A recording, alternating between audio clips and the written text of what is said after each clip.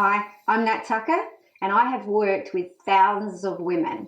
I've also developed the science behind style, and I would love to talk you through how to cull your wardrobe. Now, the very most important aspect of culling your wardrobe is working through your emotions.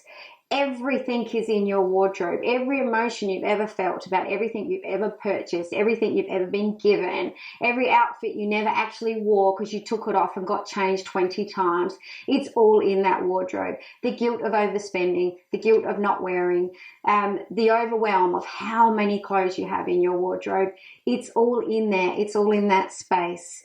They really shouldn't call it the wardrobe, should they, hey? It's just so heavy. It just weighs on our shoulders. And so today we're going to talk through the emotions of how to cull your wardrobe. Culling your wardrobe is one of the hardest things to do. It's harder than decluttering your house. It's harder than, it's easy to go to someone else's house, right, and absolutely help them declutter their homes or even clean out the car. But when it comes to culling your own wardrobe, it's such a personal thing, because what's happened in those wardrobe is these are things you have purchased. They're things that you've purchased. They're things that your family members have given you as gifts. They're things that friends have bought you for your special birthday, whether it be your 30th or 40th or 50th. So the wardrobe is full of all these things that you have these emotional attachments to. Now, let's talk about some of the emotions to how our wardrobe got so full in the first place. Do you feel guilty about the money you've spent on your clothes? Do you have clothes hanging there with their tags still on? Oh, are you thinking right now, yes, Nat, I do. I can just think of about 3 things in there right now that have the tags on. But you might have 15. Some people might have 100. So the tags are hanging there on the clothes and you feel guilty and you can see those tags. But the reason you're not removing those tags is because you're not wearing that item. So just in case you need to resell it, you're leaving the tag on that item. But there it is hanging in your wardrobe, wasting a massive amount of real estate space. And this then makes you overwhelmed by how much you have in your wardrobe. So you come to your wardrobe and you go, oh my goodness, it's absolutely chocker full and I should have so many things I can wear. But yet there is nothing in here, but look how full it is. Oh my goodness. It's just absolutely loaded. Like the doors probably can't even shut. Why can't you find anything to wear? All right. So this is another emotion. It's an overwhelm that we feel when we come to our wardrobe, and there's no way you can have clear sight when you're looking at so much.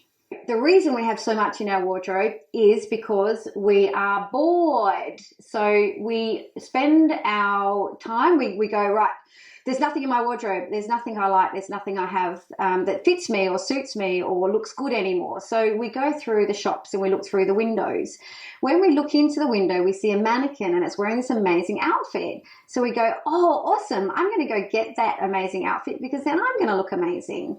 And we either buy one item from that outfit, that mannequin, or we buy the entire lot. Then we get home and we put it away. So we don't always take the tags off, but we do put it into our wardrobe. Then it comes the weekend or the event or the next day, perhaps you go to wear that outfit and you put it on and you're disappointed and you're like, oh my goodness, it does not look on me as it did on that mannequin in the window. Well, that's because that mannequin's not you, right? You're you. That's the mannequin. So that outfit that looks so good on that mannequin and does not look good on you is because she's not you. We're going to call it she. It could be anything, right? But it's not you. So then you go, right, I'm going to go and get another outfit. And you do exactly the same. But this time you might actually see the lady in the shop wearing the outfit and you go, oh, it's a moving person this time, right? So I might do a better job and you buy her entire outfit and then you get home and the same thing happens. So again, it doesn't look as good on you as it did on the lady in the shop. Why? Because she's not you, right? She's not you. You are not going to look the same. And then there's going to be disappointment. So you're going to feel that feeling of regret, that feeling of making a bad choice again. when it's not actually you making a bad choice, you have seen someone wearing something that looks amazing. Now, the thing with the mannequin, it's all about how it's styled on a mannequin, right? It's had the stylist come in and pull the pins in here and pull the pins in there and add this, and no one could actually wear that for day to day because it's not natural and it's not normal, but it looked good on the mannequin. Okay, so there comes that feeling of guilt and overwhelm, of money being thrown away. And we go out and we do it again, and we do it again, and we do it again. Our wardrobe is really, really full, right? You know why? Because you're a good shopper. We've established you're a good shopper. You're a good shopper. You find it easy to buy things, okay? That's what a good shopper is. They find it easy to let go of their money and bring something home with them. They find it very easy to go, I'll take that, and bring it home with them. That's called being a good shopper. All right, we bring it home and our wardrobe gets fuller and fuller and fuller. So it's time to work on that too, right? Now, when a family member gives us a gift, we graciously accept it and we hang it in our wardrobe, and there it stays. Why does it stay there? Because when our family member or close friend, best friend bought this item for us, they loved it. They might have even tried it on themselves and it looked great on them, right? So now they've given this to you and it goes in your wardrobe and you're holding on to it. So considering how old you are and how many birthdays and Christmases you've had, your wardrobe's getting quite full, right? It is chockers, and it's full of sadness that you have nothing to wear. It's full of overwhelm because of how much is in there. It's full of guilt because of how much you spent on the items and you don't wear them. It's full of that love feeling that someone gave you this gift and you have to hold on to it. Or what about if they come over and you're not wearing it? Oh my goodness, that would be awful, right? We all go through these feelings. And then we also have that feeling of not fitting what is in our wardrobe anymore. So we hang on to things that we would like to get back into, things that we used to wear and we used to look amazing in, but we weren't. Well, let's just say we're not that same person today as we were when we looked awesome in that item.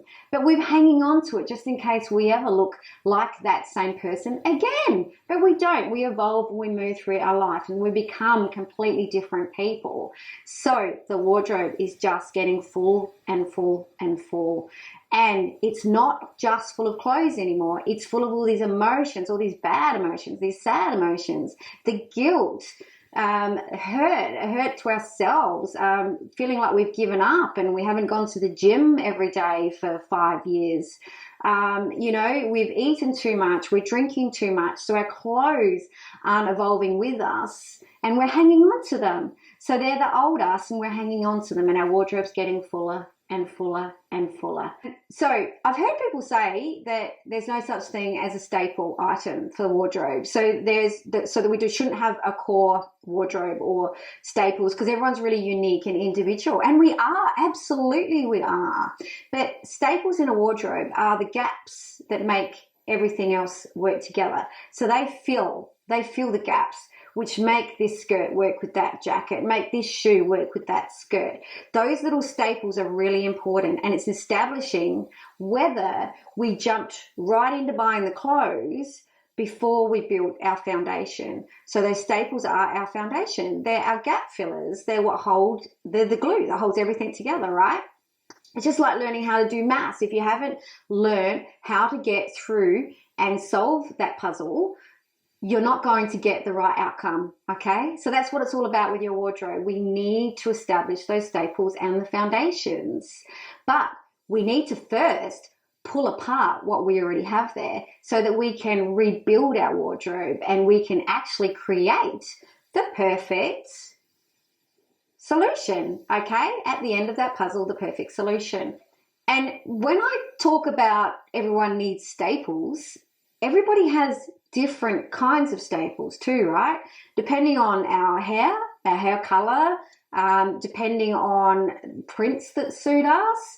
But the elements of those staples are all there, very important. We need to establish those. We need to establish which ones we need in our wardrobe. Where's my gap filler? Okay, guys, so let's fix this.